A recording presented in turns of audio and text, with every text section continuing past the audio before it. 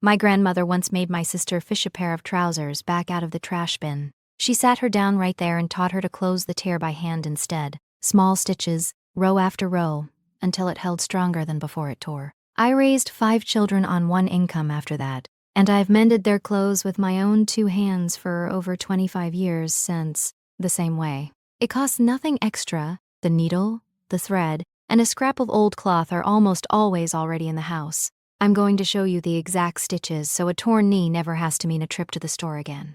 A tear like that only ever gives you 2 real choices. You spend money you didn't plan on spending, or you fix it yourself with what you already have in the house. Most people don't even weigh those 2 choices anymore, because somewhere along the way we all decided that torn means done, and done means the trash can. Nobody ever sat us down and taught us that. It just became the reflex, the thing we reach for without thinking, the same way you might grab a paper towel instead of a rag. Here's what that reflex actually costs you. A basic pair of jeans runs around $47 on average these days, and that is the modest end, since plenty of people spend a good deal more for anything decent. A simple professional patch job for a small tear runs somewhere between $10 and $30, so you're already saving real money the moment you decide to fix instead of replace.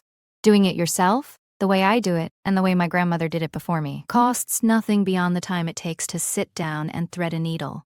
Because those same 3 things, a needle, some thread, and a scrap of old fabric, are almost always sitting somewhere in your house already, in a drawer, in a sewing tin, in the bottom of a closet. I want to be honest about that word zero, because the stitching doesn't fall out of thin air. It means no new money leaves your pocket, since you already own everything the job calls for. Think about what actually sits in a torn clothes basket in most houses right now. A work shirt with a blown seam at the shoulder, a pair of a child's school pants gone through at the knee from a season of playground scraping, an old jacket with the elbow rubbed thin from leaning on a table for years. None of those garments are ruined. They're waiting on somebody to sit down for 20 minutes with a needle. And in most houses, nobody does that anymore, so the whole basket eventually empties into a trash bag instead. The fix itself isn't complicated, and it isn't new. It's small, tight rows of hand stitching, worked straight through the cloth itself instead of laid over the top of it. And that stitching closes the tear and leaves that spot of fabric standing up to wear better than it did before. None of this came from a class or a book, and that's exactly why it still works after all these years. I grew up in a town called Tono, up in the mountains of Iwate Prefecture in the north of Japan. The kind of place with brutal winters and thatched roof farmhouses, where nothing got thrown away because nothing could be replaced easily. My grandmother Fumiko raised me there for long stretches while my parents worked the farm. And she is the one who taught me almost everything I still do in my own house today, including this. To her, mending a shirt was never about being poor. She saw throwing away something that could still be fixed as disrespectful to the cloth and disrespectful to the work that went into making it in the first place, not as thrift for its own sake. That belief has a name in Japanese, motenai, and it means roughly the regret you feel when something useful goes to waste. It isn't a fashionable idea. It's simply how an entire generation of women in rural Japan ran their households, because they had to. I still remember the day my younger sister Naomi threw out a pair of my little brother Kenta's school trousers, because they had torn at the knee. My grandmother marched her straight back to the trash can, made her fish them out, and had her sit right there and mend them by hand while she watched. I tell that same story to my own children now, because it holds the whole lesson in one afternoon. The stitching my grandmother used has a name too. It's called sashiko, which simply means little stabs, and farm women across the north of Japan developed it out of plain necessity, not decoration. They used it to reinforce thin fabric at the knees and elbows, to layer thin cloth together for warmth in the cold, and to stretch the life of every garment a family owned. Over years, a garment mended over and over this way turns into what is called burrow. Cloth built up in patches and stitches until it holds together stronger than it ever did new. That is where this comes from. A farmhouse in the mountains, and a grandmother who never let anything go to waste if her hands could still fix it. Let me show you exactly what she taught me, in the same order she taught it to me. Here is everything the job actually calls for. A needle, some strong cotton thread, a pair of scissors, and a scrap of fabric from an old shirt or a worn-out pair of jeans. Something close in weight and type to whatever you're mending. If you truly own none of that, and need to buy a starter kit, a basic sashiko needle and thread set runs somewhere around $10 to $20 and lasts through dozens of repairs after that. Most households already have every piece of this sitting in a drawer somewhere, which is exactly why the job costs nothing to actually carry out. Start by cutting your patch a bit larger than the tear on every side, at least an inch of extra fabric all the way around. Fold that extra fabric under and press it flat with an iron if you have one, or crease it firmly with your fingers if you don't, so the raw edges of the patch don't fray once it's sewn down. Lay the patch behind the tier if you want the repair to sit flush and mostly hidden, or over the top of it if you want the classic visible look, and pin or baste it loosely in place with a few long stitches, just enough to hold it still while you work. Before you touch the actual garment, it helps to draw your stitching lines first, so your rows come out even instead of wandering all over the patch. A pencil works fine on the wrong side of most fabric, and so does a bit of chalk, drawn in straight lines about ½ inch apart. If you happen to have a fabric marking pen made to wash or spray away, that works too, but don't run out and buy one just for this. A pencil in the kitchen drawer does the same job.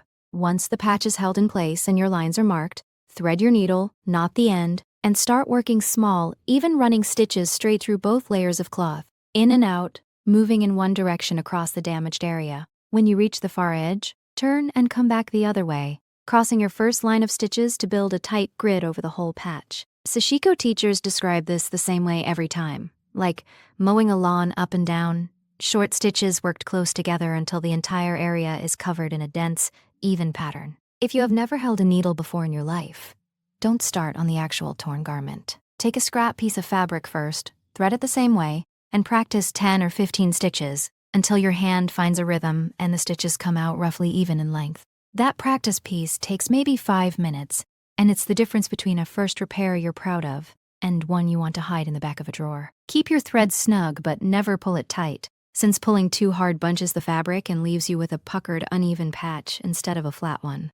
Smooth the cloth flat with your fingers every few stitches as you go, and match your patch fabric to the garment where you can, cotton to cotton and denim to denim, so the repair wears at the same rate as the rest of the piece, instead of pulling against it. When you reach the end of a row, don't just cut the thread and hope it holds. Take 2 or 3 small stitches on top of each other, in the same spot on the underside of the fabric, the same way you would tie off any hand-sewn seam, and then trim the thread close. That is the entire finishing step, with no sewing machine involved anywhere in the process, and no experience needed beyond knowing how to push a needle in and pull it back out. Once the mend is finished, wash the garment the same way you always would. There is no special care involved and nothing to hand wash separately. A properly stitched patch goes through the regular wash and the regular dryer right alongside everything else. And if a stitch or two does eventually work loose after months of wear, you simply thread the needle again and go back over that same spot, the same way you would touch up a fence post, instead of rebuilding the whole fence. One small trick is worth knowing before you start.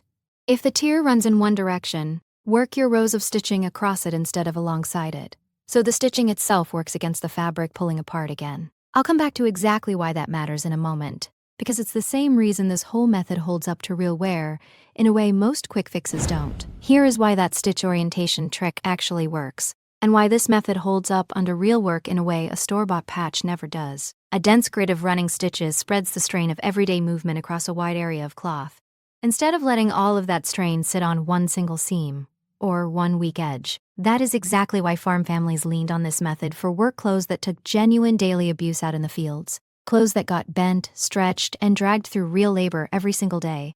Compare that to an iron-on patch or a safety pin holding a tier closed. Both of those only sit on the surface of the fabric, never actually join to the weave itself, so the first real stretch or the first trip through the wash tends to peel them loose again. And you're right back where you started. A hand-stitched repair doesn't sit on the surface. The thread goes straight through the fabric and becomes part of it. And that is the entire reason it holds when the quick fixes don't. This is also exactly how boro cloth gets made, the old Japanese patched textiles you may have seen pictures of, thick with layers of stitching built up one repair on top of another, over years and sometimes decades. A garment mended this way over and over can end up outlasting several unmended ones, because every new repair adds another layer of reinforcement, instead of just covering the same weak spot again. I've watched this play out in my own house, more than once. A child's work pants get mended at the knee, goes back into the weekly wash, and comes out the other side still holding, season after season, until the child simply outgrows the pants before the stitching ever gives out. The fabric right next to the mend tends to wear thin again long before the stitching does, which tells you plainly which part of the garment was actually doing the work. My grandmother followed one rule before anything ever got thrown away. Ask what is actually wrong with it first, because most of the time it only takes a few minutes to fix, not a trip to the store. I still follow that same rule in my own house, and after 25 years of mending 5 children's worth of school clothes and work clothes, I can tell you plainly, it holds up. Now, I want to be straight with you, because I'm not going to pretend this fixes everything. This method is meant for a tear, a hole, a worn knee, or a blown-out elbow on a garment that is otherwise sound. It isn't a way to bring back a piece of clothing that has gone thin and weak everywhere at once. The kind of fabric that tears again the moment you finish stitching it, because the material itself is simply worn out. There is a real point where mending stops making financial sense too. Once a professional repair job would run you into $100 or more, or the fabric is failing in several places instead of just one, you're usually better off putting that money towards something new instead of chasing a repair that won't hold. A $10 to $30 patch job on a good pair of jeans is worth doing every time. A full overhaul of a garment that was cheap and worn out to begin with usually isn't. One more honest word, because some of you are likely wondering whether a repair like this looks presentable enough to actually wear out of the house. Done neatly with matched thread and even stitching, it reads less like a flaw and more like the kind of intentional detail some people now pay quite a lot of money to imitate on brand new clothing. Done sloppily, with thread pulled too tight or edges left to fray, it will look exactly like what it is, a rushed fix. The difference between the two comes down to patience more than skill, taking your time to keep the tension even and the rows straight. For the ordinary tear, though, the kind most households deal with several times a year, this method has held up for me across 5 children and 25 years without a single failure I can recall. It isn't fragile, and it isn't a temporary fix waiting to fall apart later. Done properly, it's often stronger than the fabric sitting right next to it. I want to step back for a moment, because this isn't really just about one household's mending basket. In the United States alone, 17 million tons of clothing and other textiles get thrown away in a single year. Most of that, over 11 million tons, ends up sitting in a landfill. Only a small sliver of it, under 15%, ever actually gets recycled into something else. And clothing specifically fares even worse than the overall number, with something closer to 13% of it getting a second life instead of a landfill. Multiply that small habit across a lot of households, and you get an entire system built around the assumption that clothing is disposable, one where a tear marks the end of a garment's useful life instead of the start of a 5-minute fix. My grandmother's word for this, matinai, was never a quaint, old-fashioned idea. It was correct. The instinct to fix something useful instead of throwing it away was the normal way of doing things for most of human history, in most places on Earth. What is actually unusual, historically speaking, is a household that reaches for the trash can before it reaches for a needle. I don't think anybody sat in a boardroom and decided to make households forget how to mend a shirt. Nobody taught us this because there was no one left in most families to teach it, the way my grandmother taught me. That is the real loss here.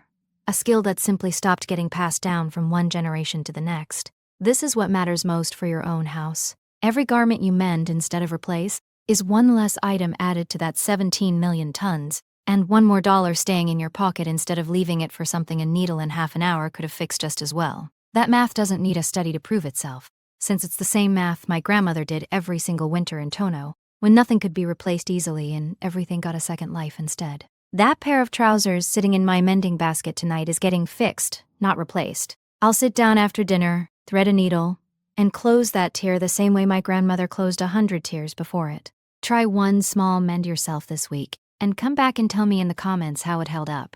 There is more of this old way of keeping a house running, still worth